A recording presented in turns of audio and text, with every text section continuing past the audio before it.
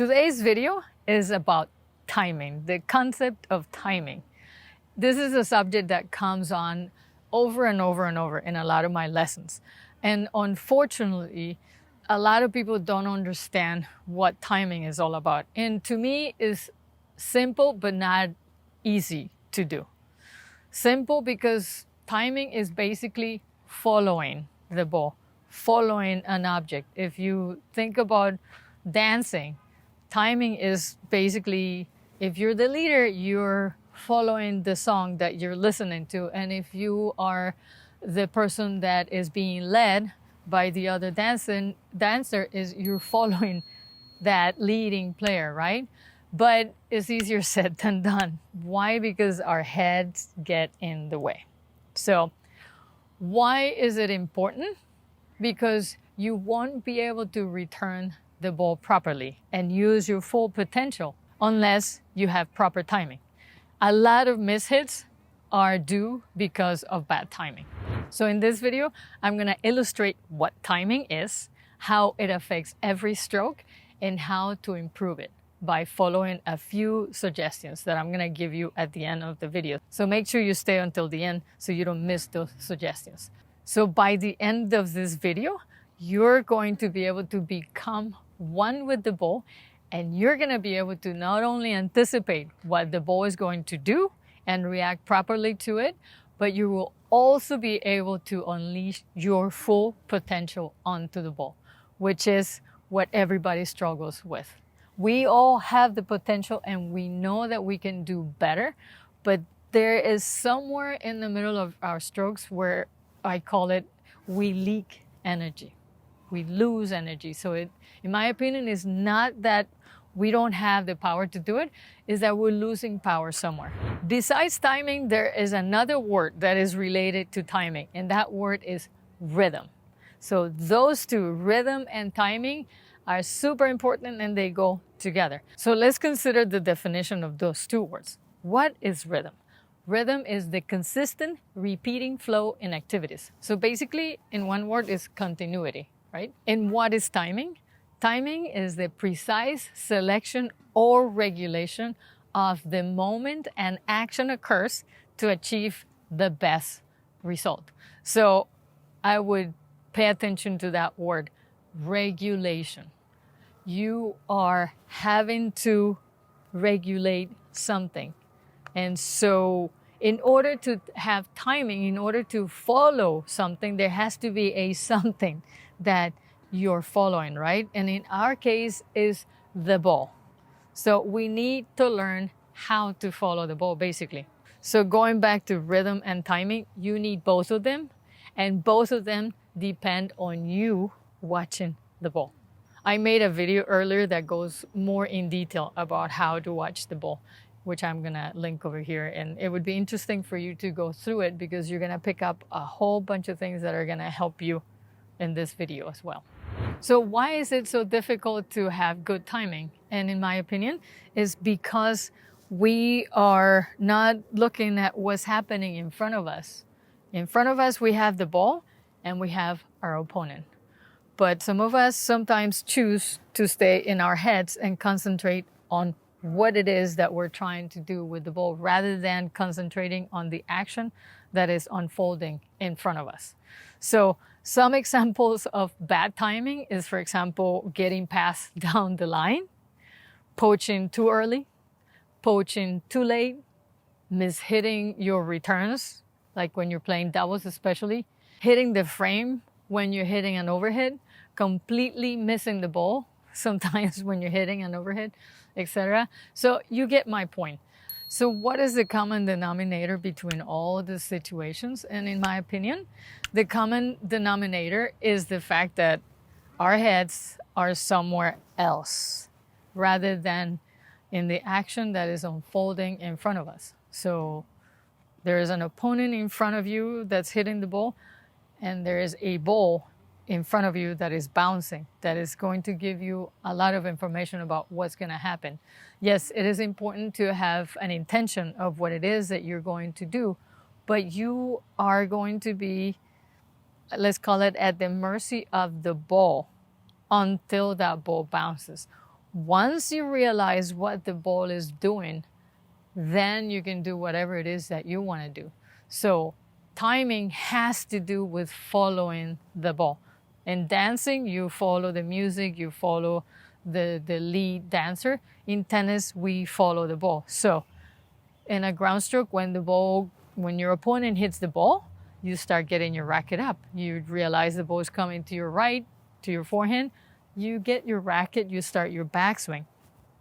When the ball goes up, your racket goes up. When the ball comes down, your racket comes down. When the ball bounces, you and the ball go at each other. So you see how it is like you are becoming one with the ball. You're truly following what the ball is doing. So here are my suggestions to improve your timing. Number one, follow the bounce of the ball with your eyes. And what I mean with that is I see a lot of people, and I was guilty of this earlier, where you see the ball coming, okay, you're following the ball, and then once the ball bounces, you lose the ball. You keep looking forward, and then once the ball bounces up, then you see the ball again, and then, the person decides to hit it. You want to bounce your eyes with the ball because that means you're following the ball the entire way. So that is going to help you stay at the speed of the ball. And once the ball bounces, then you can do whatever it is that you're trying to do with the ball, but you depend on what the ball is about to do. My second suggestion is adopt a more aggressive attitude, especially when a stroke is giving you trouble. So what does that mean? Move towards the ball instead of running away from it. So for example, let's assume that you don't like your backhand and you're trying hard not to hit backhands.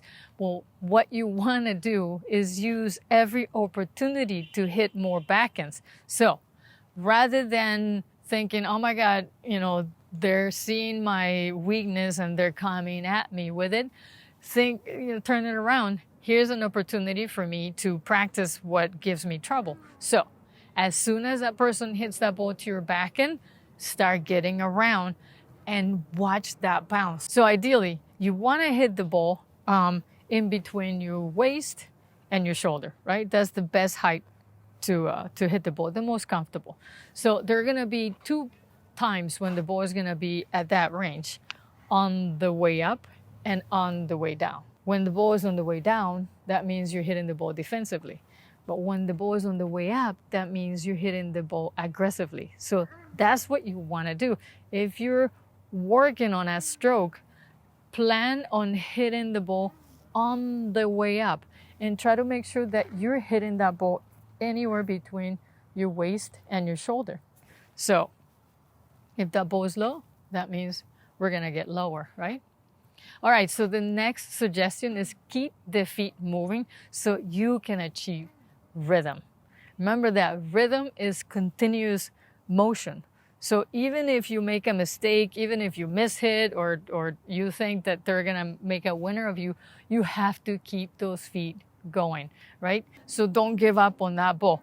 Hit that ball and then do your best to come back to the middle. So that leads me to my next suggestion, which is respect the split step. And the split step is basically the beginning of your next stroke, right? So you can only go as far as your opponent lets you, right? Because when they hit, you need to be ready. When they hit, you need to stop, regardless of where you are. So ideally, by the time you come down on both feet and you bend your knees, at that point, you're going to realize what that person is doing. So remember what I mentioned in the beginning. We need to follow something, and that something at that point is your opponent.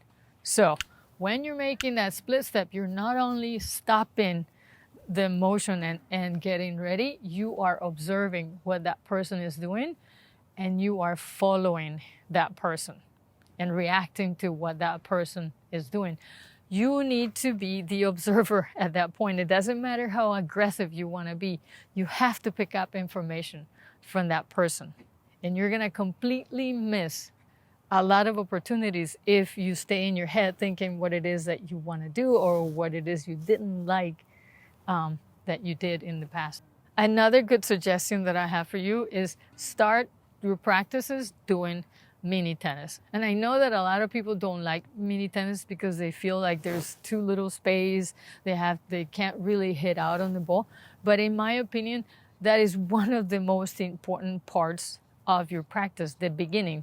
To me, mini tennis is super important for many reasons, but I'm going to give you a couple. Number one, it helps you follow the ball. It's an easier way to follow the ball because everything is happening so slowly and because it's contained on the service boxes. So you really are able to observe that ball bouncing and slow things down and follow what the ball is doing. You're able to connect with the ball. And the second one is because it helps you with the flexibility of your arm. In order to be able to keep the ball soft and inside the service boxes, you have to bend your wrist, your elbow, your shoulder, so that you can reduce the pace of that stroke and you guys can keep the ball going. My next suggestion is concentrating your attention to wherever the ball is. So if the ball is on your side, it's all about that ball and it's all about what you're doing. It's not about the opponent. It's not about what everybody else around the court, the noises, anything that has nothing to do with you. It's about you and the ball. And when the ball is on the other side, it's about your opponent and the ball, regardless of whatever is happening around the court, regardless of whatever you think you want to do. You have an idea already of what it is you're trying to do. You want to trust it. You want to know that your brain is going to do it. You don't have to repeat it over and over to your brain. And that leads me to my next suggestion, which is you have to do your best to concentrate on watching the ball bounce on the other side. Why? Because that is going to help you read your opponent. And when you can read your opponent, you can anticipate what that person is going to do. So you're going to be able to go from reacting to your opponent to creating something. You're going to go from being a defensive player to be an aggressive player that is in charge of the point, that is dictating the point. My next suggestion has to do with groundstrokes, and it has to do with using your non-dominant foot when the ball bounces. So, two things that need to happen when the ball bounces. You're going to set your non-dominant foot and you're going to start your forward swing. So it's going to look like bounce, hit. So if you're stepping too early, that transfer of the body is going to happen way too early, which is going to initiate a whole bunch of events that you don't want happening. You're going to lose your balance, you're going to lose power, your ball is going to be short, etc. My next suggestion also has to do with ground strokes. You want to ideally hit the ball when the ball is on the way up. Like I mentioned before, ideally anywhere between your waist and your shoulder. So when that happens, you're going to realize that the net is below your contact point. So in your mind, there's going to be one less thing that you have to worry about. My next suggestion is going to help you with timing in your serve. So you know how I always preach that you want to watch the ball when it bounces on ground strokes, that basically when the ball bounces, you can let that racket go forward. So you and the ball have ideally a head-on collision. So when you're serving, I want you to observe the moment when the ball gets to the highest point after you toss it. Once the ball gets to that highest point, that to me is like the bounce on a ground stroke. At that point, I can go at the ball because at that point the ball is coming to me. So sometimes what happens when people are not really watching their toss, their timing goes off. Why? Because they're now waiting for the moment when the ball is actually ready for you to hit it. And that moment is once the ball starts dropping. So ideally, when the ball starts dropping, you and the ball are going to go at each other so that you and the ball can have a head-on collision. Just like in a ground stroke, after the ball bounces, you and the ball go at each other to have a head-on collision with perfect timing. My next suggestion has to do with rhythm, and more specifically with creating patterns of action and following them. So ideally, What you want to do when you're playing is, number one, you're going to watch your opponent. After your opponent hits that ball, you're going to make a decision about what you're going to do with that ball. And then you're going to watch that ball. So if you can keep those three things happening in that order, then you're going to have rhythm because there's a continuity of actions that are happening. So the first two parts are much easier than the last one, watching the ball. So that's where you really want to try to respect and trust that you've already made a decision and you're going to stick with it. And all you want to do is do your best to watch that ball, to observe everything that is happening in front of you. And another suggestion that I have for you to help you watch the ball better is try to figure out which way the ball is rotating when it's coming towards you. Is it going forward, or is it going backwards, or is it rotating sideways? So in my opinion, if you give your brain that exercise, it's going to keep your thinking mind busy on concentrating on that game, and it's going to let that right side of your brain do exactly what you want it to do, and do it by feeling, not by analyzing everything that you're thinking and by thinking about instruction. So hopefully by creating those patterns and by respecting those patterns, you're going to be able to dictate the point and not have to improvise, which not only puts you in a defensive position, but increases your anxiety. My next suggestion is finish your strokes, because that keeps things in motion. And we talked about what rhythm is continuous motion. So when you finish what you're doing, you're not only helping your rhythm, but you're actually staying in your right side of the brain, in what you intended to do, in feeling what it is that you're trying to feel, and creating something, accomplishing, finishing that stroke. So before I finish, I want to go back to the example that I gave you before with dancing, and more specifically, music. So there is something in music called a metronome, and is an instrument that you use when you're learning to play an instrument. And all the metronome does is it gives you a pattern of things that are happening.